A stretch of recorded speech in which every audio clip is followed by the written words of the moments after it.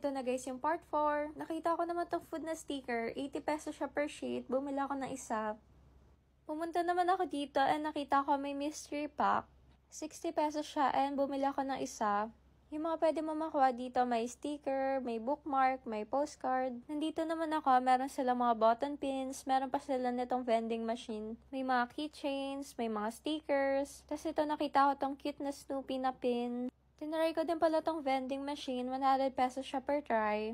Ito binigyan ako ng token, yan nilagay ko na and inikot ko na siya. Ayan, excited na ako kung ano yung makukuha ko.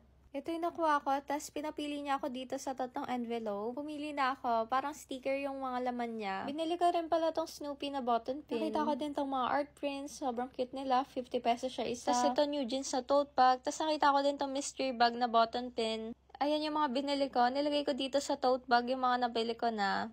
Comment kayo guys kung gusto niyo ng part 5.